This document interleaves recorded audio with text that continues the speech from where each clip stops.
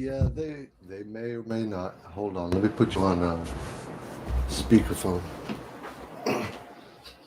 Even if even if they're not, I still got it live streaming. So.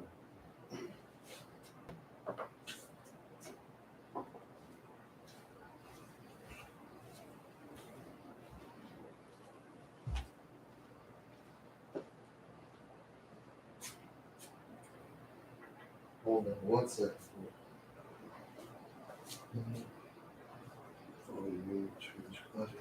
Output to speaker. Bam. Can you hear me? Yes. Perfect. Can you do a little introduction into what is this Gnostic Panpsychism? Yeah. Let me think. So, Gnostic Panpsychism. Hey, welcome everybody. This is my first live stream here on the channel. So excited to get started.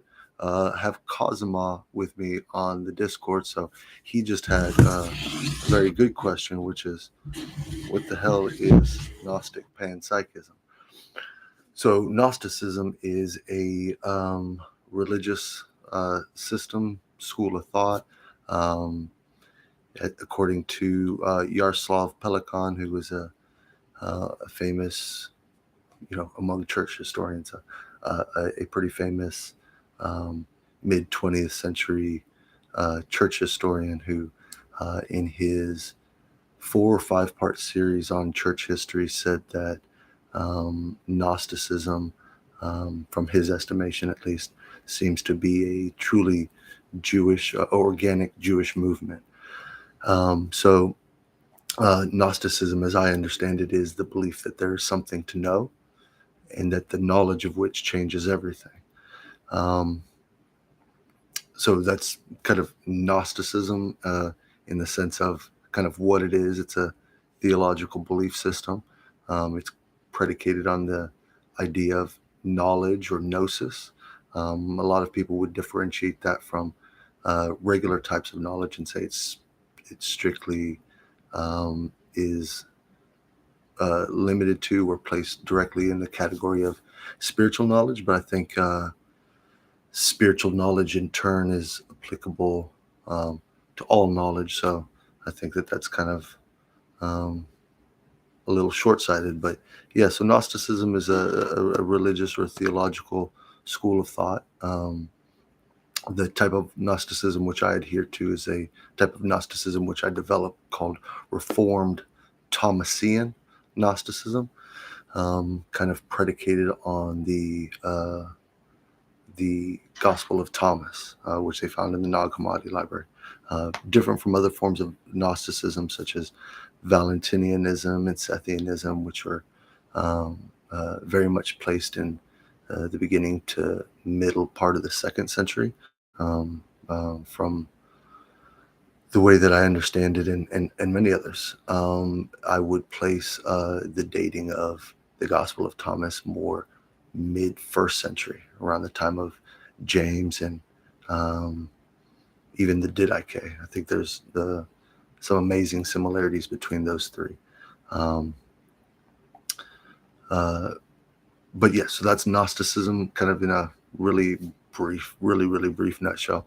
Panpsychism, on the other hand, is a philosophical school of thought. It pertains to metaphysics and ontology, and it's the belief that all that is pan. Or let me break down the word pan, and then psychism. Pan means all. Psychism means mind, essentially, or psyche.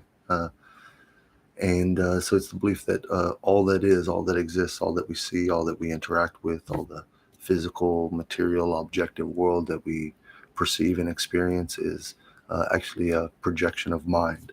So I guess you could say it's a form of pantheism, but it brings into question completely the notion of true philosophical objectivity. In as much as nothing actually, if panpsychism were correct, then nothing would actually exist separate or independent from mind. So yeah. Okay, well, And hey, how you doing, Astra? If you have a question that you'd like to bring up or anything to say, just uh, there's an icon down there. Just raise your hand, and I can bring you up on stage. Um, but yeah, Kazuma, if you had another question, kind of at all. Yes, I do. Go ahead. Well, when you say that panpsychism and that all is mind, only thing I have to say about that is when people say that to me, what they're actually saying is everything is cerebral. But the problem is, even though we know it's not just cerebral, I mean, yes, there is a cerebral cortexual understanding of mindfulness. People also need to understand there also is a counter version called neocortical mindfulness. Where I got this word from a book called Feelings Matter, Keys to the Unexplored Self.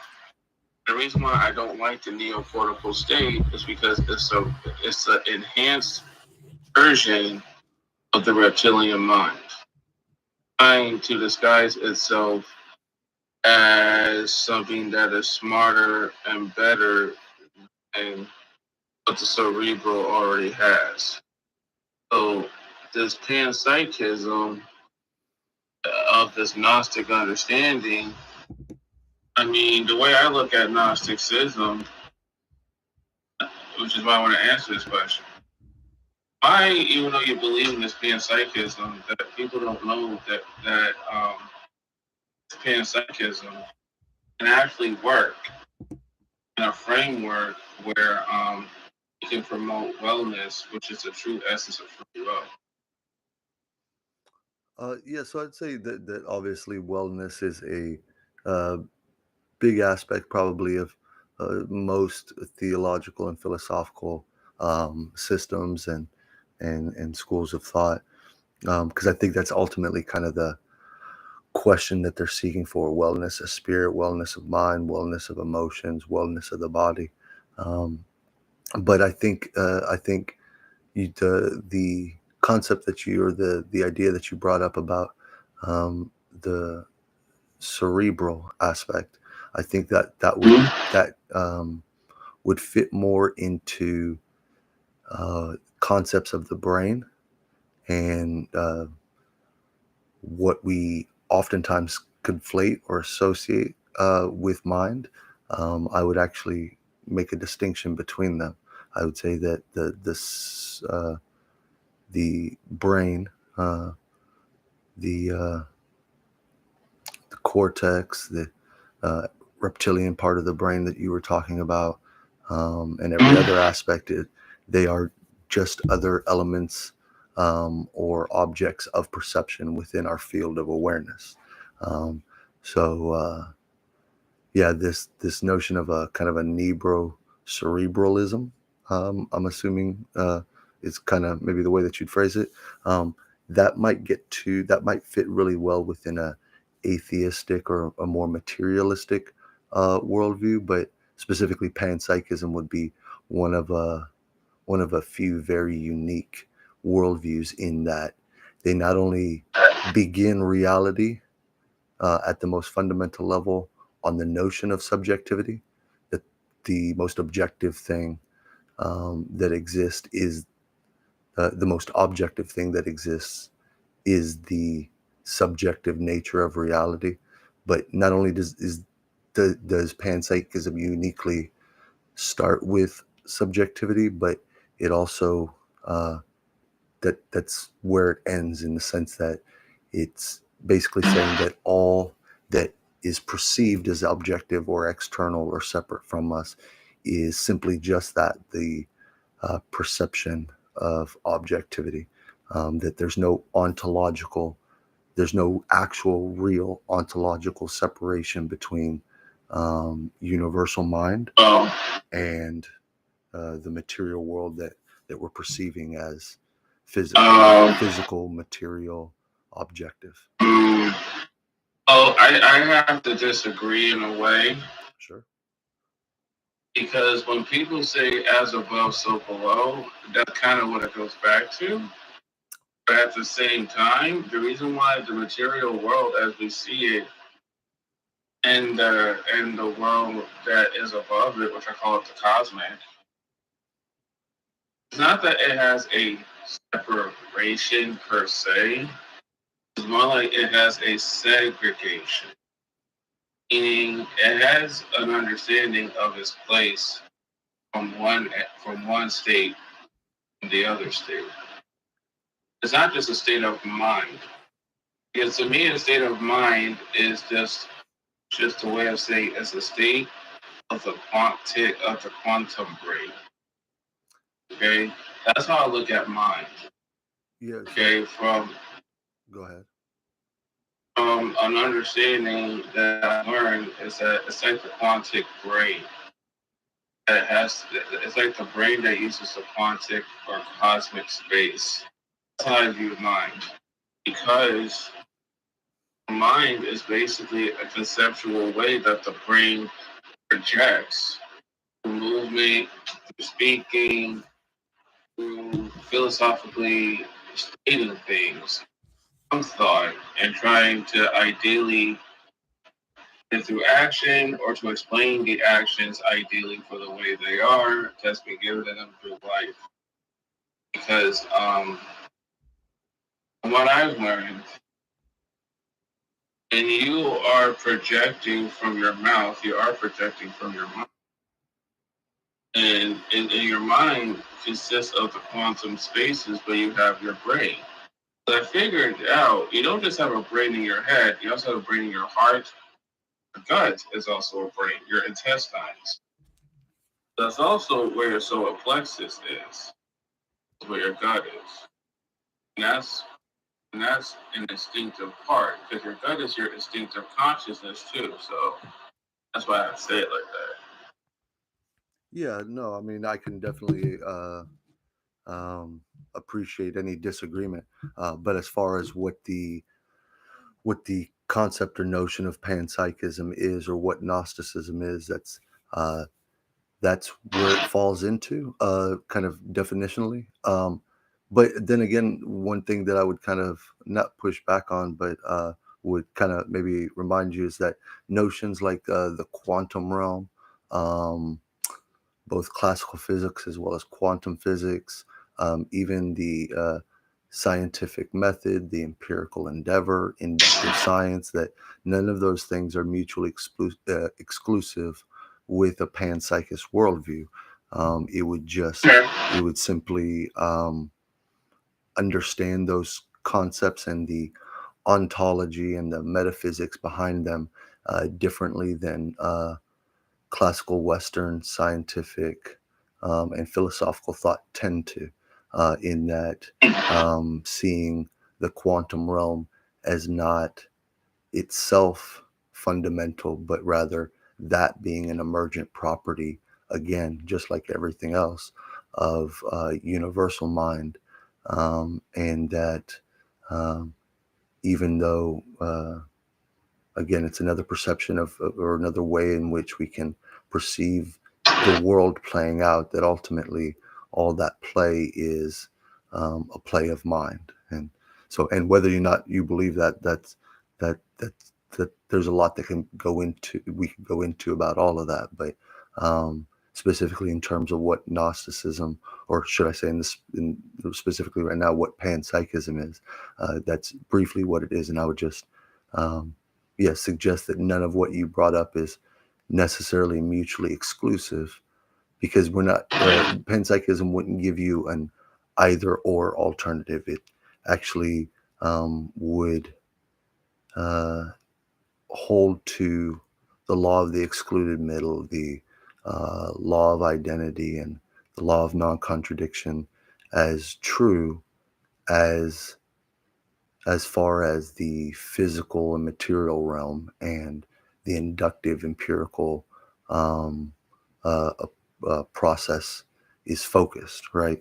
But that um, concepts like philosophy and religion, or not even religion, but theology, um, those realms allow for more rationalism, or should I say, rationalism and deduction tend to be more appropriate there. It's kind of similar to, I would equate philosophy and theology more similar to logic and math than I would to um, um, uh, hypothesis, experimentation, um, and you know, um, like physical analyses of or you know, the analysis of physical things.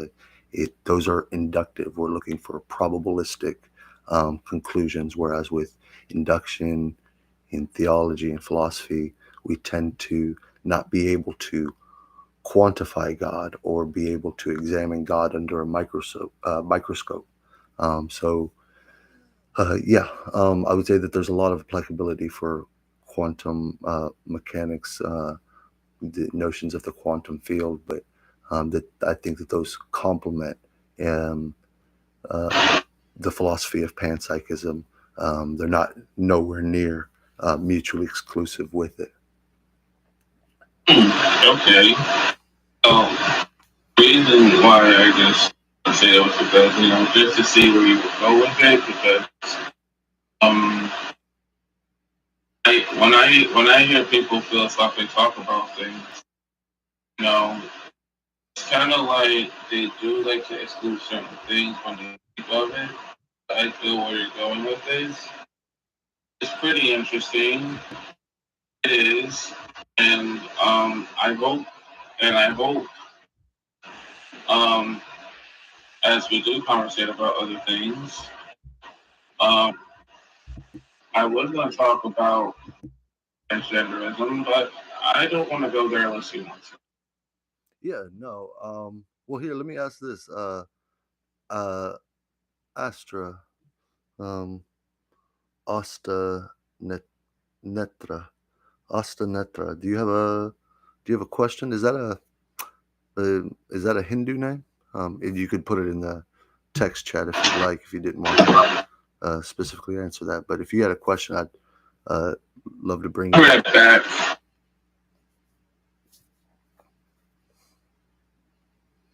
But yeah, so yeah, Gnosticism and Panpsychism, I think uh, they're very complementary. Again, they are two schools of thought from two different, broadly different um, fields of study, right? Philosophy and theology, um, but the complement I've found to be um, almost symmetrical, right? You can think of theology as um,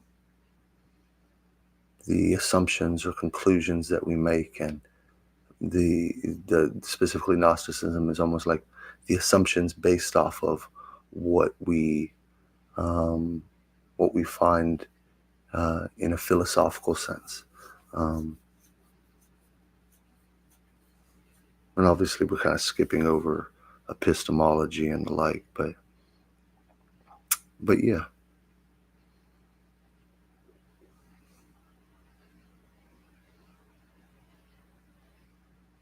Wish I had my dog here. I'd show you guys my dog.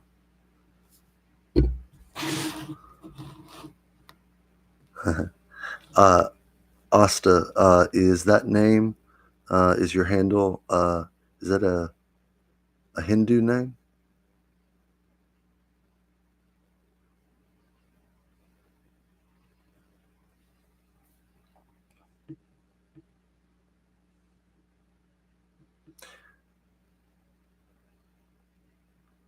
Oh, okay.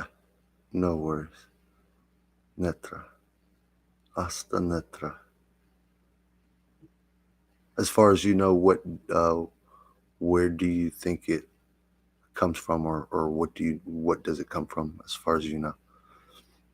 While she's answering that, just one thing I did want to touch on was that, kind of speaking of the the, the way that traditional um, forms of um, or traditional theories of the material world, such as physics, both classical and quantum, and how they're complementary with panpsychism.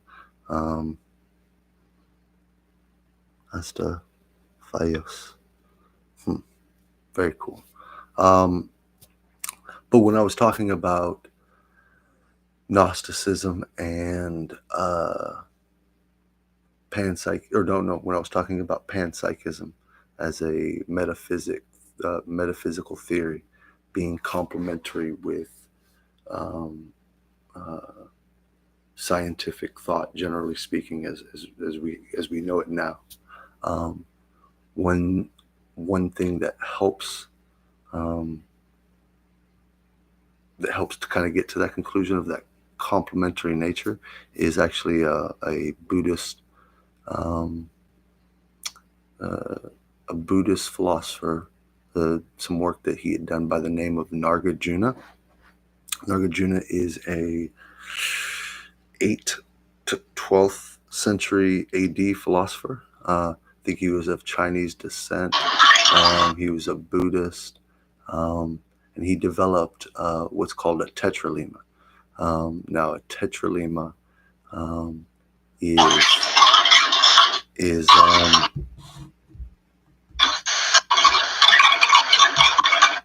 now a tetralema is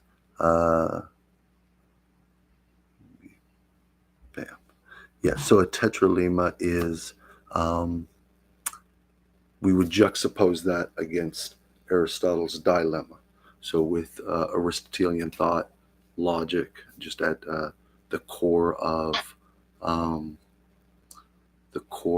again the laws of logic that we adhere to by and large in the West, which would be the law of non-contradiction, the law of the excluded middle, and the law of identity, kind of get their origin or derivative of this notion of Aristotle's dilemma, or twofold logic, which puts everything in either one of two categories, either true or not true. And there's a bunch that we can get into there. Obviously, he's speaking in positive and negative terms, not too positive terms, right? So he's not saying true or false, but rather saying true or not true, similar to courts of law when they say, so when it's either guilty or not guilty, they don't say guilty or innocent, right? So in that same way, Aristotle's twofold logic, his dilemma, is either true, something is either true or not true. Nagarjuna's fourfold logic, his tetralema, would allow for two additional categories that we can place something in. The first two are identical to Aristotle's. So something is either true or it could be not true. Or as we go more fundamental, as we go deeper down the levels of reality, as we dive deeper, go to greater levels of magnification, which is, I think, a term that science would use. It would be, hey, Cosimo, would you do me a favor and just mute until I get done with this part? You just have some background noise coming in. But thank you, brother. So Nagarjuna's fourfold logic would have the same two categories that Aristotle does, of either true or not true. But he has two additional levels. The level below those two, the first level below those two, so the third level. This would actually be inverted, but we'll, just for simplicity's sake, go. That third level would be the category of something being both true and not true. So a great example of this would be, does the sun rise in the east and set in the west? In Aristotle's system of logic, well, when we answer that question, we can either say, yes, it is true that the sun rises in the east and sets in the west, or we could say that it's not true. Those are the only two options, right? Again, the law of the excluded middle. There is no middle ground. There is no shades of gray. It's either true or not true. In Nagarjuna's fourfold logic on that third level, it would allow us to take uh, make a more accurate analysis, in that we could say, well, um, it is true that from our perspective and our experience of the sun, that it rises in the east and sets in the west, right? Um, oh, I have that backwards, east, west. um, but that, but then in actuality, what is the truth of the matter? The truth of the matter is that, well, it doesn't rise or set. The Earth spins on its axis and rotates around the sun, the result of which gives us the illusion of setting and rising and setting. So Nagarjuna's fourfold logic right there at that third level would allow us to say, well, the sun does and does not rise in the east and set in the west. It does, in the sense that that's our experience. That's what it appears like from our perspective. That's how.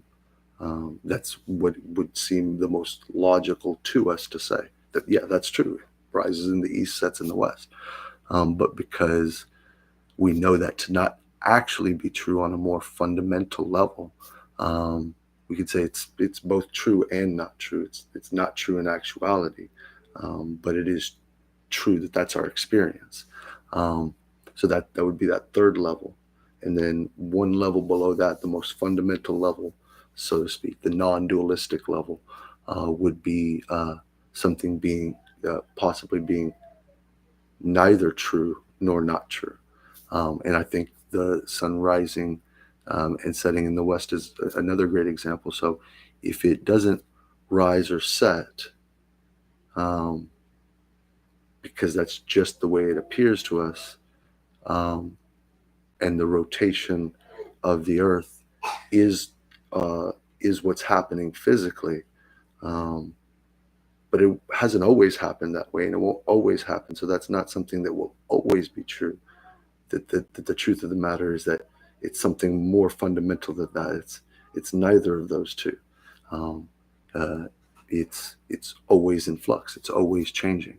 Um, it's not static. It appears like that for now, both the rising and the setting, right? And it appears like that, and that's the way that it's functioning now. Both the rotating of the the rotating on the spinning on the axis and rotating around the sun, that's happening now. But that hasn't always happened. That won't always happen. So that the truth of the matter is that it's neither true nor not true.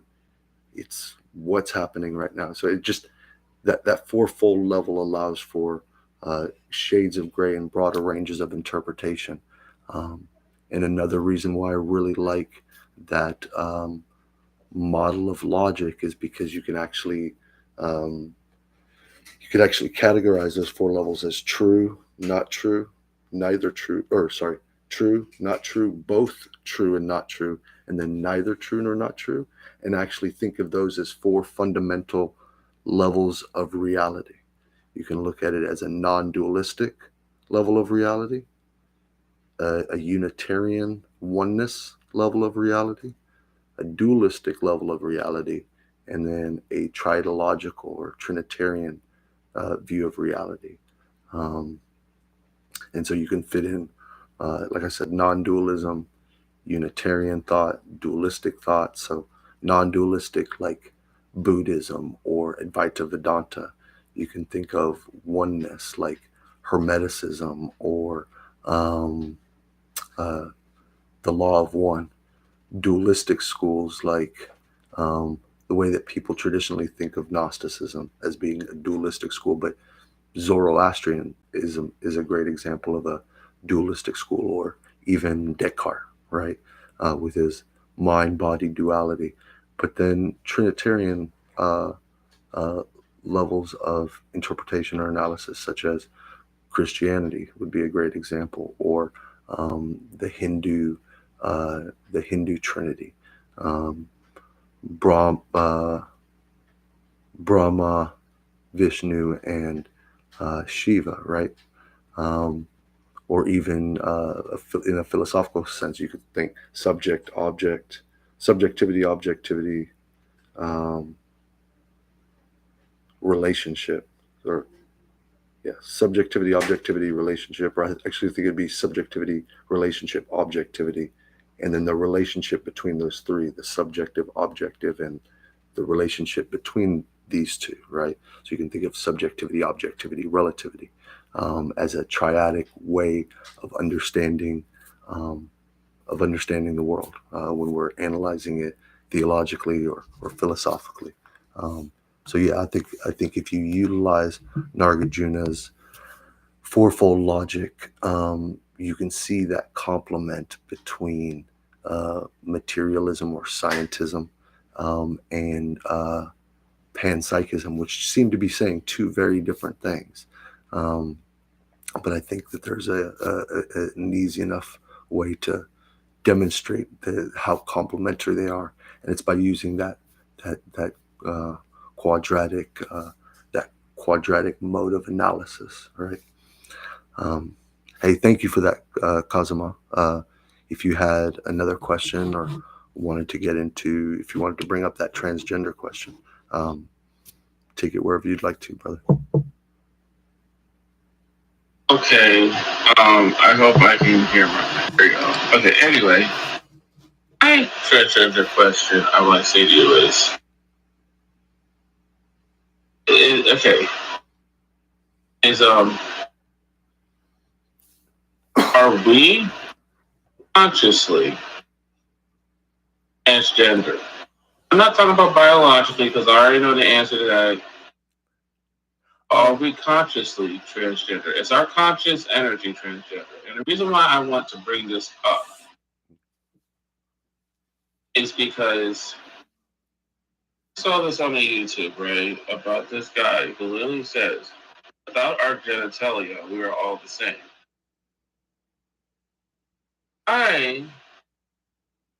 I kind of, be honest with you, I kind of disagree, kind of. On one side, it's because one is a giver, the other one's a receiver.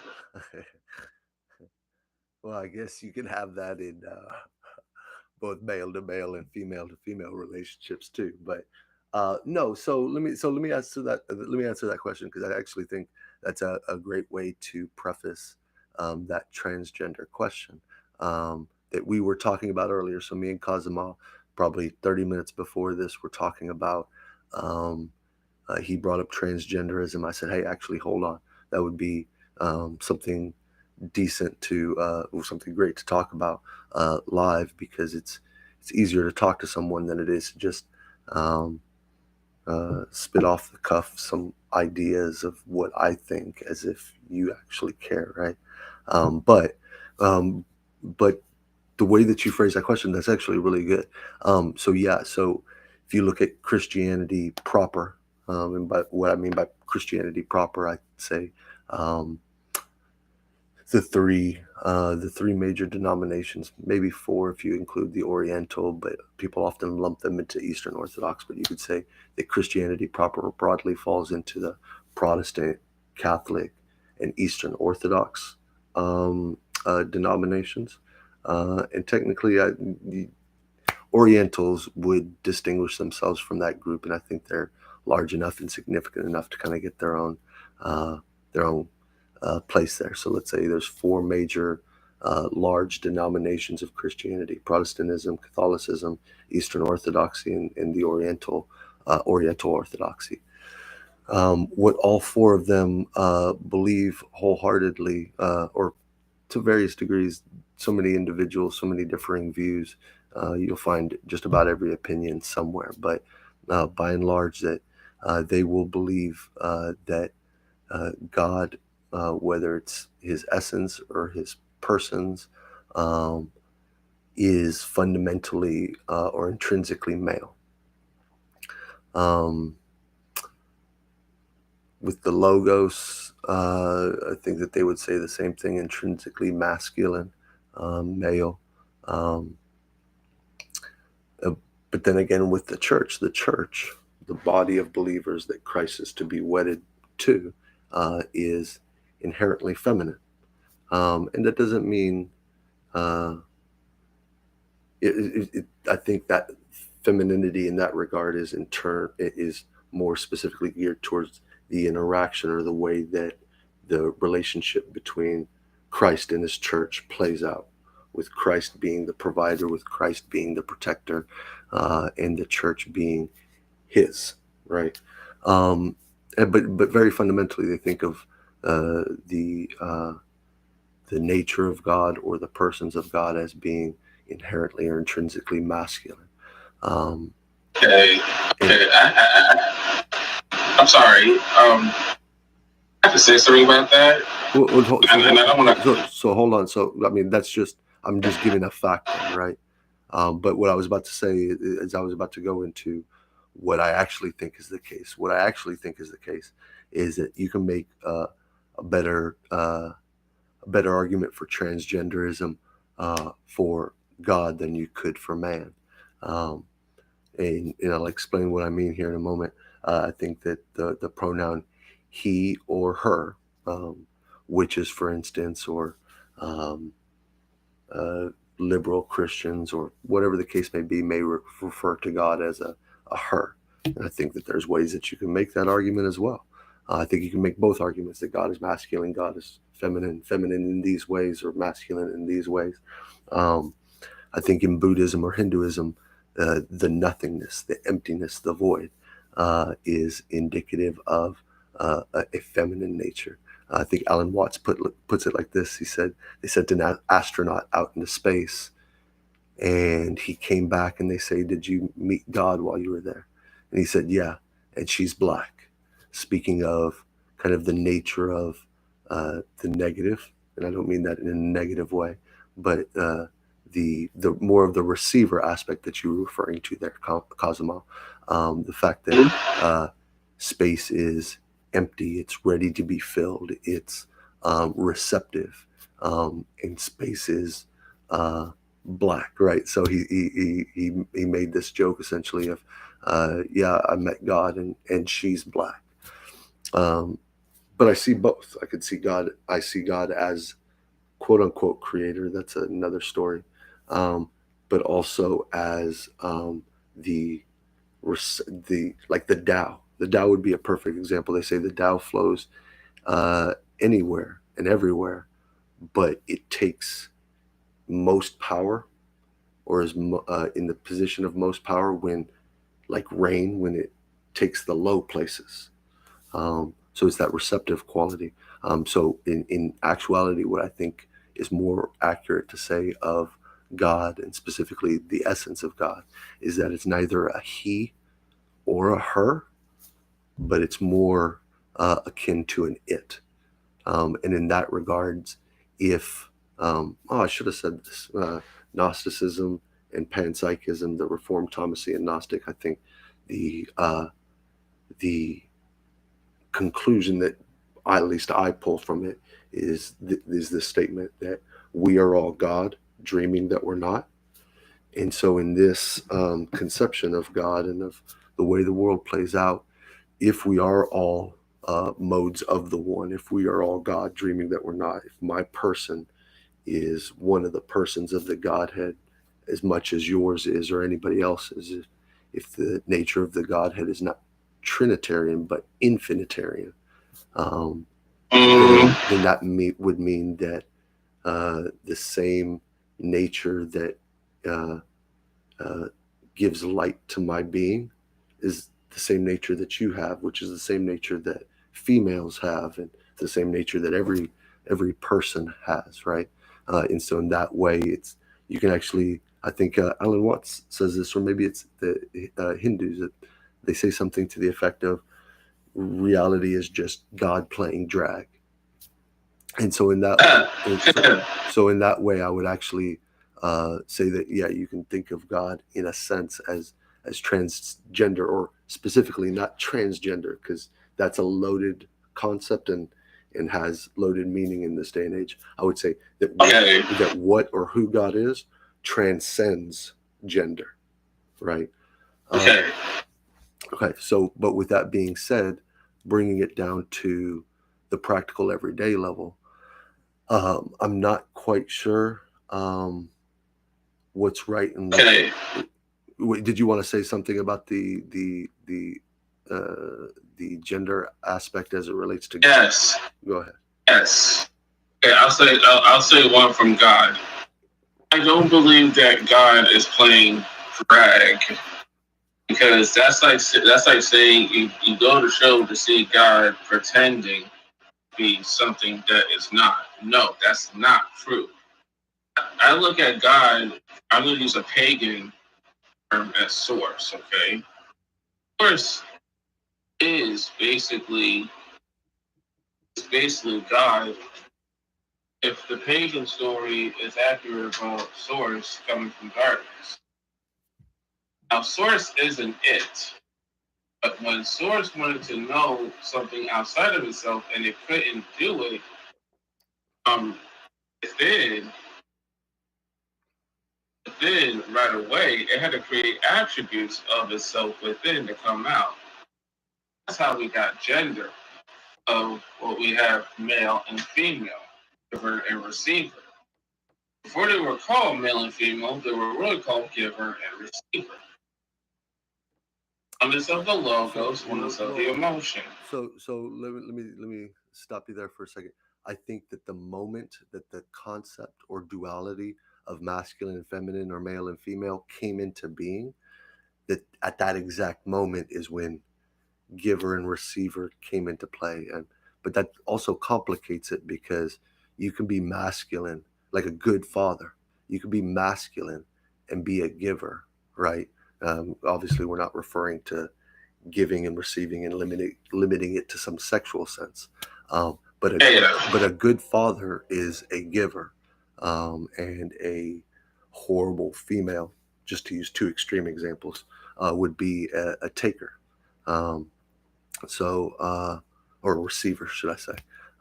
So giver and receiver are more of adjectives, momentary adjectives that we place on notions of masculine and feminine, and really what we can say is that masculine and feminine didn't come into being until duality came into being. So if you look at that again, that quadratic level of reality from Nagarjuna's Tetralima, you have non-duality or zero, you have Unitarian thought, which is one, and then you have dualism or duality, which is two.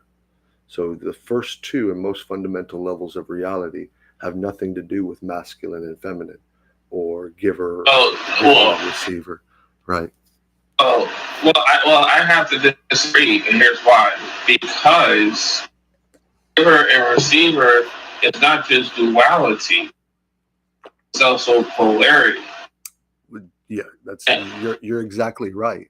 But polarity is a form, or is part and parcel with dualism or duality. You can't have two poles until you okay, can have two things.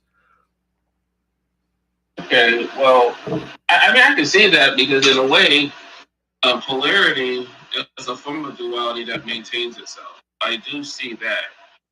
It's the reason why I say masculine and feminine in came later is because the evolution of giver and receiver in the way we biologically know it today. Okay, that doesn't mean that that's all there is. It's just how it started out. Because now we're getting to the point where we both are becoming hermaphroditic in energetic state, which means we're both givers and receivers. Similar to, I'm going to say this from a black guy's perspective. It's supposed to be Adam and Eve, not Adam and Steve. That's Like, that's not in scripture. I mean, I know it's a funny. I But know. It's just making fun yeah. of the whole motif of scripture. Well, no. So okay. So let's transition, Cosmo. Let's transition into the way that transgenderism plays out, or the concept of it, or even just personal identity plays out in the physical realm. Because I don't want to be pejorative at all. And I have some pretty liberal views, right? I think people should do what is legal, but that they want to do generally, right? We in America live, with the presumption of freedom, and it should be, and typically is, necessary to justify restrictions on that freedom. And so if two people, or if two people want to be gay or lesbian or whatever, they should be able to do that as long as they're not breaking the law. They're both consenting adults, or they're both consenting, or they're both adults, or whatever the case may be. Same thing with transgenderism. I think that people should be able to do what they want to, even if I don't agree with it, because that's the way freedom and the Republic of the United States, was founded. It wasn't founded necessarily with as liberal or progressive policies or ideologies as we have now, but that progression has been something that's been developing and progressing through time. So on the one hand, I think you were right earlier in our discussion where you said that transgenderism or transgender people are more or less a marginalized group. With that being said, so that's one thing that I agree with you on, that they are a marginalized group and that people should be able to say what they want to about them, right? People can have an opinion. Christians could openly disagree with that lifestyle as much as that lifestyle should be allowed within legal parameters, right? So on that one hand, I agree with you. And yet on the other hand, one thing that I staunchly disagreed with whenever we were talking was allowing kids to get sex changes. And the reason why I believe that is simply a very practical one. The kids are stupid, and their brains don't stop developing. Until they're 25. That's as much of a scientific fact as we can get. The brain is still developing new synapses and neurons in a fundamentally different way up until we're 25. And not only that, who you are at 13 and who you are at 17 can change radically. That time, puberty and adolescence, is difficult for everybody. And you can make the argument that it's more difficult for somebody who identifies as trans or identifies as another gender. And I would absolutely agree with you. That would be very difficult if I felt that way or if I believed that. But to do surgery, to take hormone blockers, which affect the anatomical, physiological development of both genders, whether male or female, estrogen blockers or testosterone blockers, that those fundamentally alter the anatomy and physiology of the person taking them in many times in irrevocable ways. And sex change surgeries, if puberty is already a time when hormones are out of whack, going through surgeries like sex change surgeries does that even worse. It exaggerates that I don't want to say imbalance. It exaggerates that the hormones raging aspect. If you go through surgery,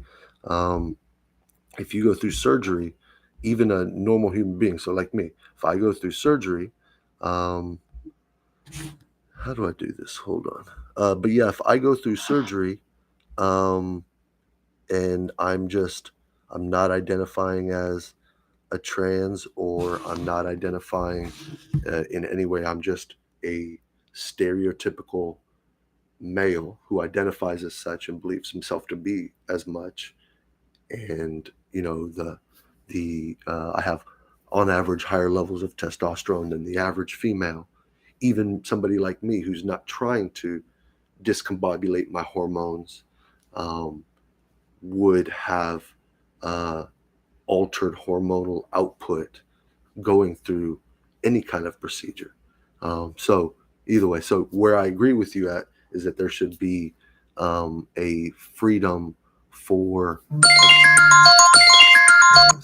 there should be a freedom of expression and a freedom that I think is inherent within the Constitution and Bill of Rights, and that should be the presumption, and that yet things like putting limitations. Hey, look, if you're transgender at 13 and you truly are, then you'll be that way at 18.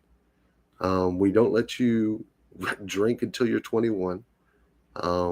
We don't let you serve in the military till you're 18, and we should probably wait till you're 25 until you can drive. But you can't even drive until you're 16 or 15 in some states.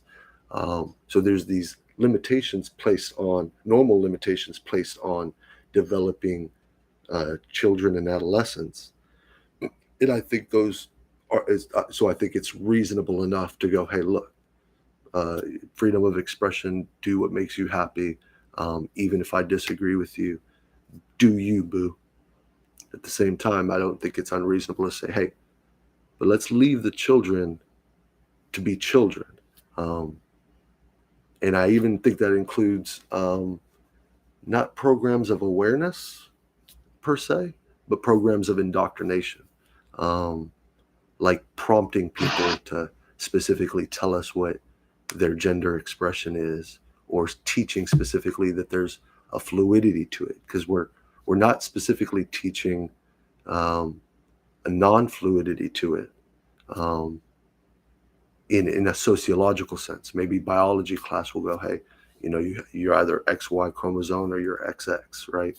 But in a sociological, in a social studies class, the topic of there's only these two binary categories, doesn't come up. And I think in that same way, even though there may be should be programs of awareness, or at least a sensitivity towards somebody who comes out and identifies that way. I don't think people should be bullied for stuff more than is normal for kids, I guess. But I don't think somebody should be being bullied for being gay, or for being white or black, or trans. But that certain things should be left for later, right? Maybe we should only speak of gender in sex classes in high school, but not middle school and elementary, and that we should allow sex change for people who want to get sex changes, but that we should safeguard and put a regular parameter on it. Say, hey, till you're 18, that you're just going to have to wait. Just like you have to wait to serve in the military, you have to wait to be able to drink, you have to wait till you're 21 to be able to smoke cigarettes. And so either way, so yeah, there was an element of disagreement. So I want to let you respond to all of what I just said, Cosimo, and then I just brought on Vincent, and I want to hear, and we'll be going to him to the next question. So please, anything you have to say on that topic? Yes, I do. Let me go to some things. First off, when it comes to transgender children, okay, or children who identify a certain way, I have a friend who literally told me that's gay also, and I'm also bisexual. They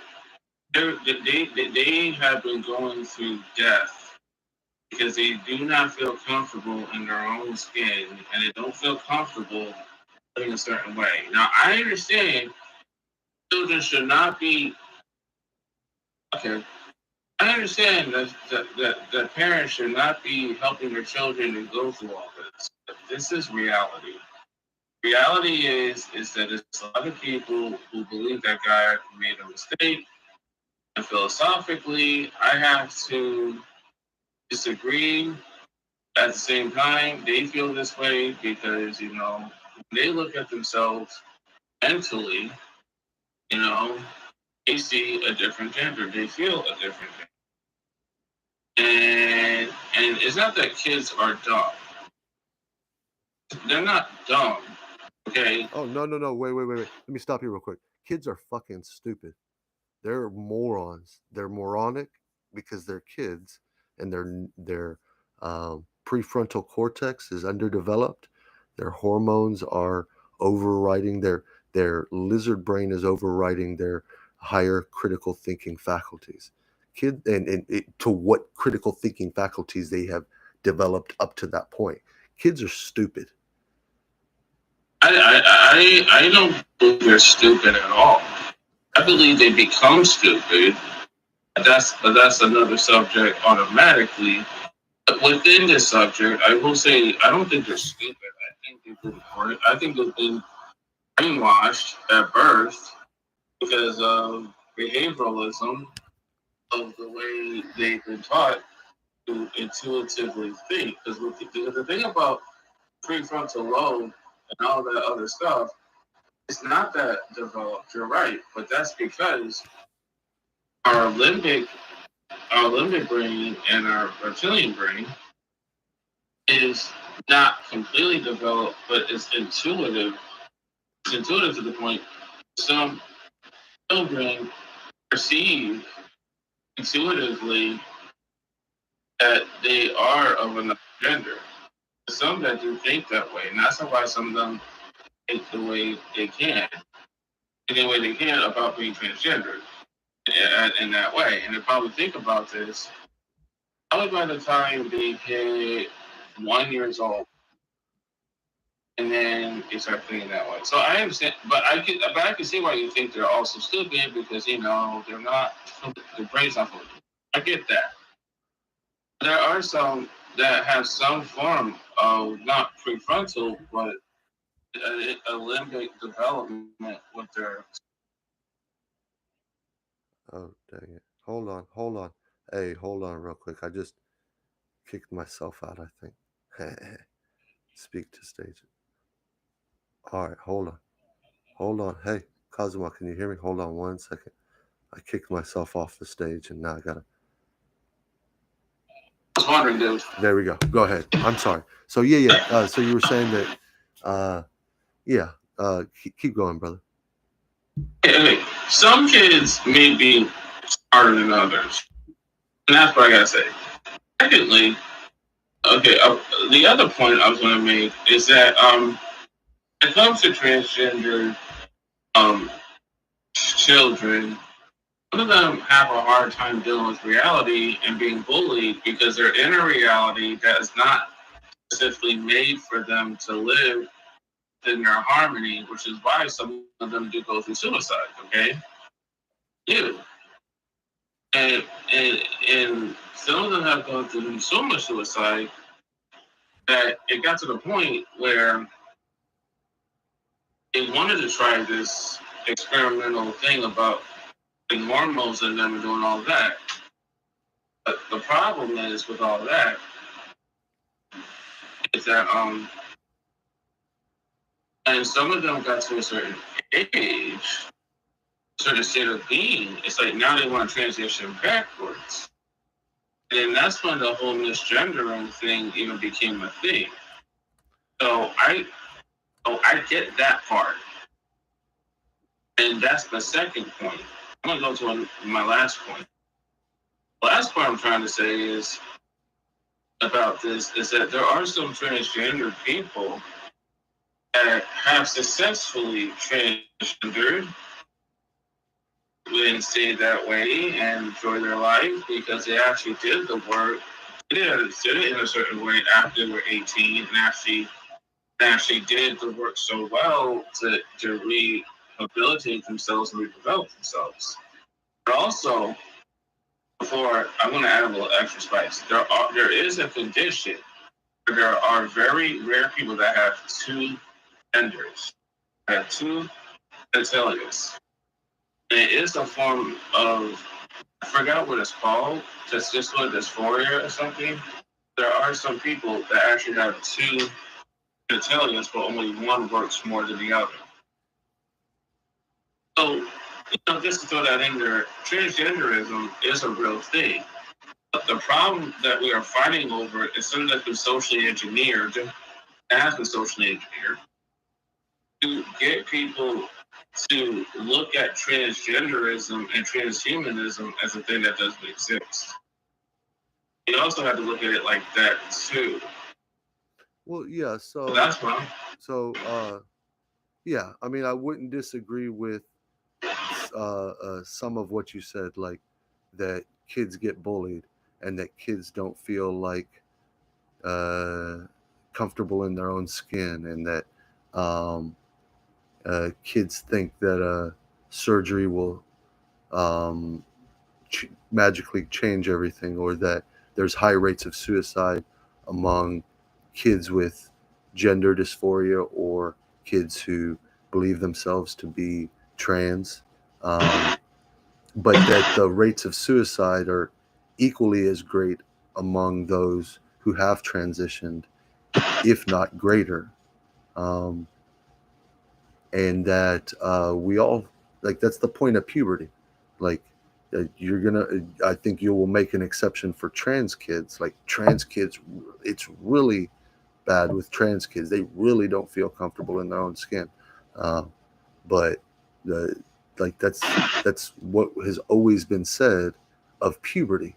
Puberty is that point in time when your hormones are raging. You start being a little asshole. You're not talking to your parents. You think you're cool. I mean, think of goth kids or emo kids, right? Or just normal, a normal kid, a normal boy, 13 years old. I have these desires and I have these things I want to do or want to be seen as, or I want to uh, do or have done to me, right? But if I'm a dorky 13-year-old, well, it it's not going to happen the way that I would hope that it would happen. And that would make me feel uncomfortable. Like, oh, am I not cool, or am I not, I don't know, athletic or attractive, or whatever the things that you deal with through puberty. Like, you're telling me common things that are encountered during puberty.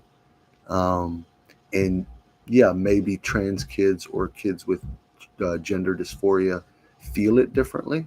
um, but at the same time, again, not only are they not mentally developed enough yet, I think, to make adult decisions, but that I think kids are too soft. It's the whole adage of we're trying to find a miracle cure to cure our being overweight, rather than just doing the hard work of eating less and working out more, or eating cleaner and being more active, or taking accountability or responsibility for what we're putting in our mouths. Just to use weight as an example. And the same thing could very well be true about um, kids dealing with identity issues. The sex change surgery isn't going to be a miracle cure that's going to fix it. The same issues that they dealt with before the surgery, they'll deal with by and large after the surgery, if not typically worse, right? Because now they have chemicals in their body altering their hormones, or not blocking the natural hormones that would have been there, right? Um, and not all kids. Maybe it is a miracle cure for some kids, but I mean, puberty is a rough time for all of us, and that's kind of just always been what puberty is known as, right? You start getting pimples, you start getting for men, you start getting boners at awkward times, right? Um, you start being attracted to girls instead of wanting to just hang out with guys, or all these different things. And so, um, but I agree that bullying shouldn't be allowed, and that people shouldn't be persecuted or mocked for how they want to present themselves. I just think that decisions that are serious decisions should wait until they're old enough to take responsibility. Can't serve in the military. You can't serve in the military till you're 18. You can't drink alcohol or smoke cigarettes till you're 21. Yeah, I get all that, but here's the problem when you keep saying that.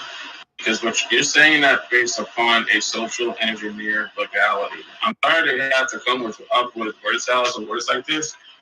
It really sounds like to me that you're kind of going through the same rhetoric of understanding that when the people are able to take responsibility, there's people that take responsibility at a very young age. Okay, so much so. Again, I'll come back to the statement that 9 times out of 10 kids are stupid and don't know what they want. Yeah. How old are you, Cosimo? 37. 37. Are you more mature now than you were at 30? Yes. Are you more aware of yourself now than you were at 30? Yes. More at 30 than you were at 20?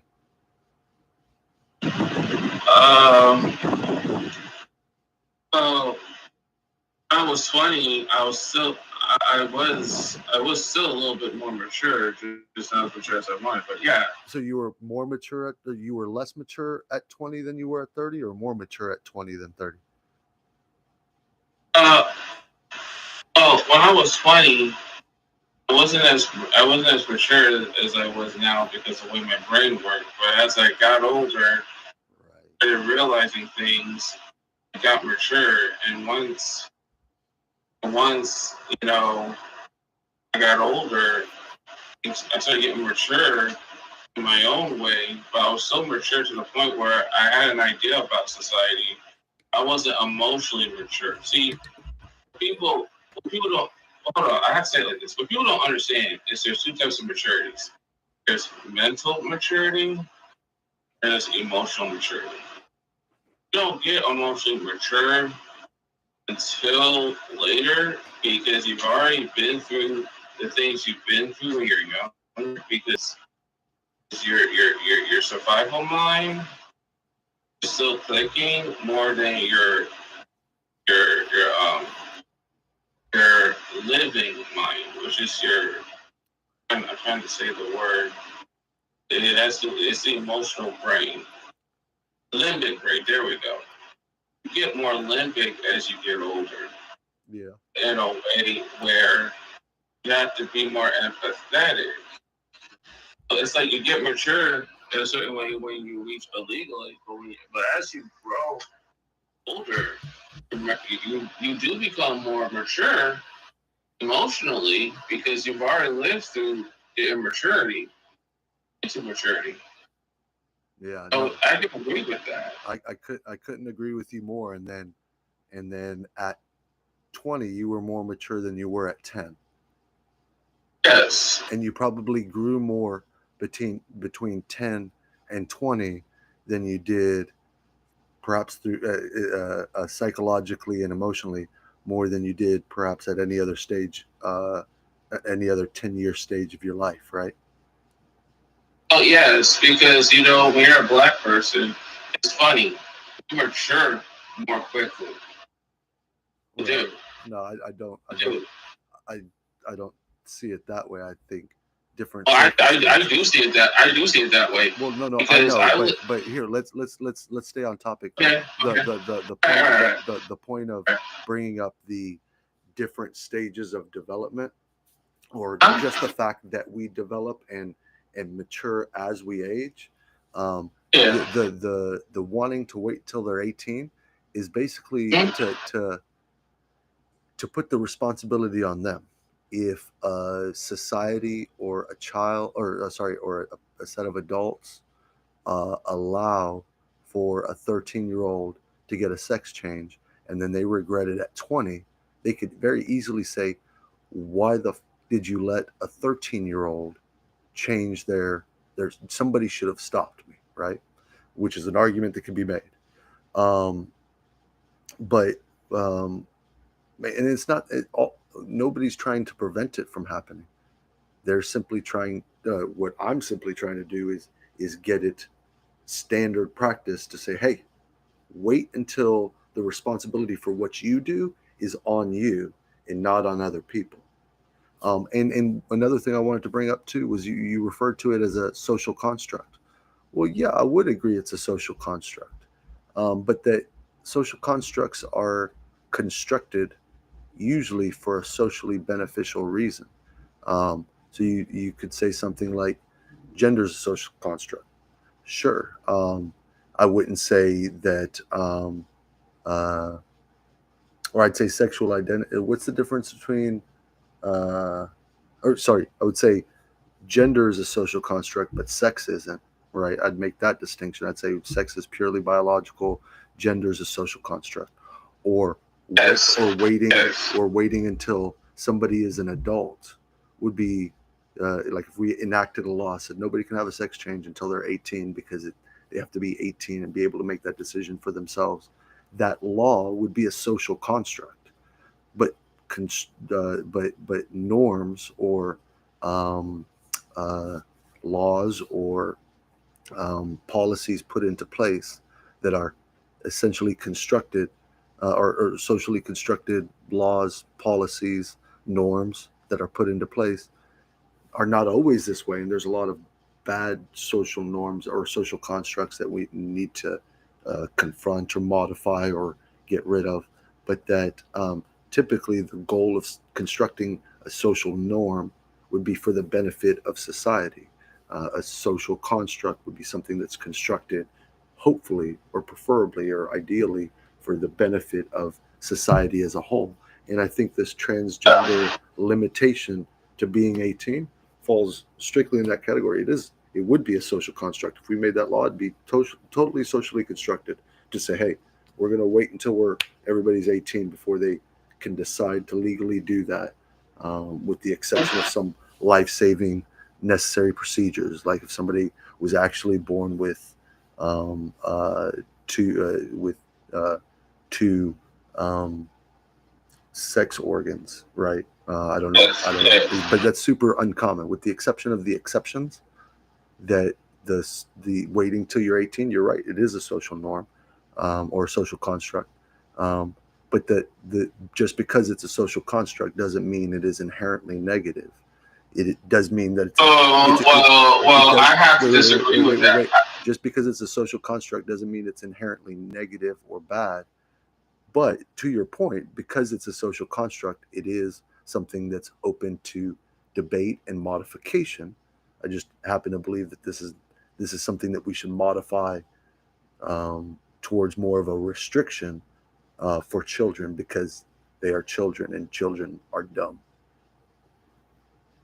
Okay, well, here's what I have to disagree because I understand why you say children are dumb in a way, but, but at the same time, um, I also feel when it comes to the whole thing about social constructs being bad. Okay, I can see it being bad when the freedom of wanting to get things done right for that child, the child, right? And the child really wants to get this done with the parent, and the parent allows it because the child thought about it and wanted it from the parent. I don't believe it's a crime to do that. No, no. What I'm saying is it should be a crime.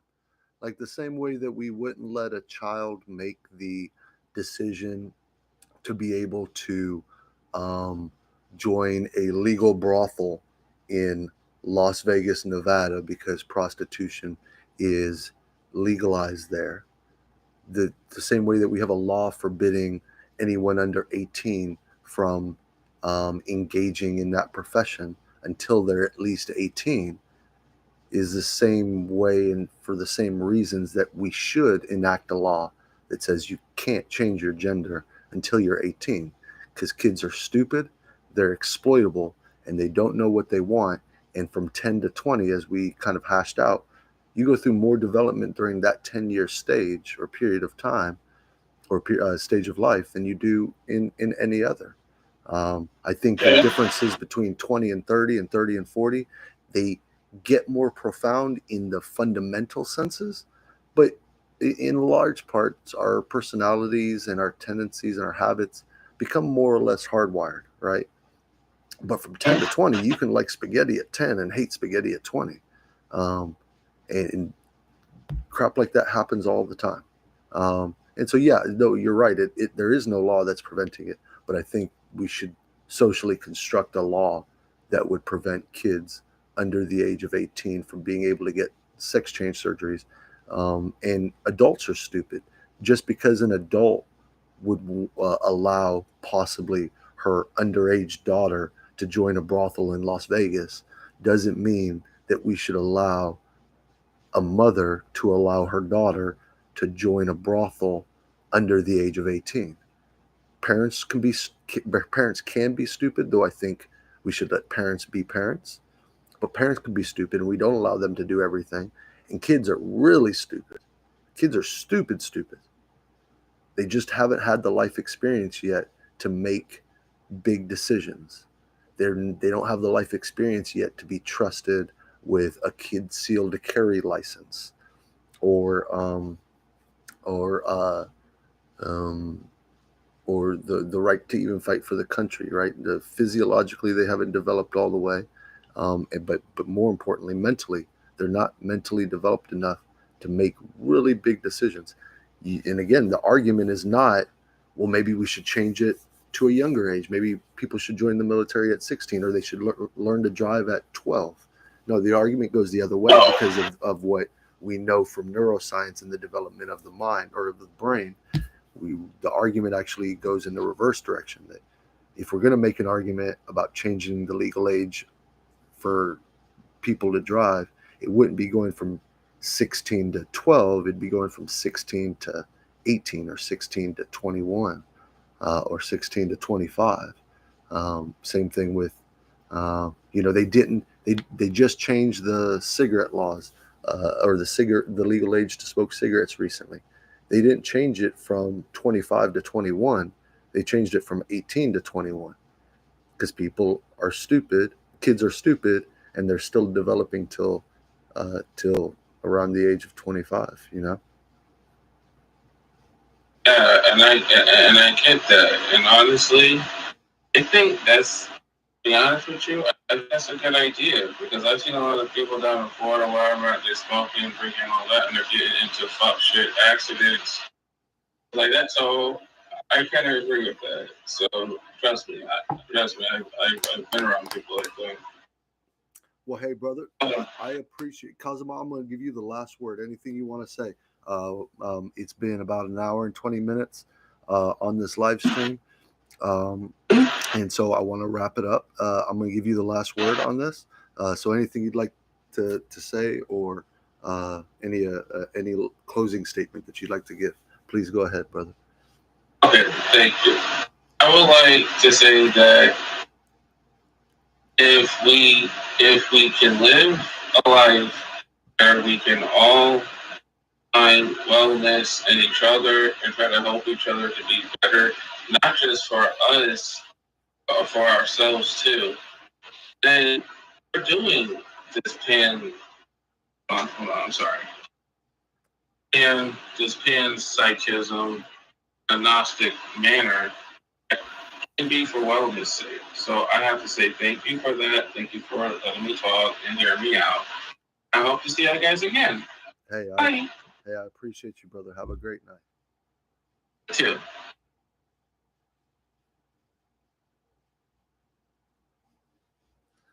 All right. Well, hey, I thank you guys for bearing with me through all that. This was the first live stream.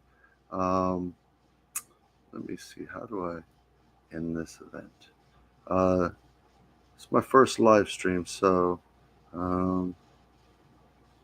edit stage. How do I do this? Oh no, Brian. Oh no.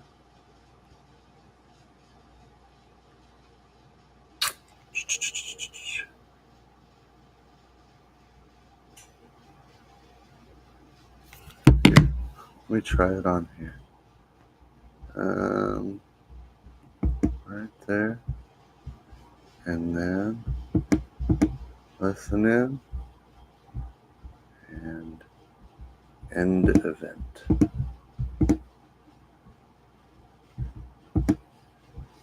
Huh. I don't know how to end the event. But either way, I know how to end this by telling you guys thank you so much. I appreciate you. I hope you find your way here, and I hope that one day in the future maybe we can dialogue, live or otherwise. I appreciate your time. Infinity, unity, harmony. We are all one. Huh. Forgot the rest. Infinity, unity, harmony. We are all one. Yeah, I don't know. We'll have to work on that. Thanks, you guys. Have a great day.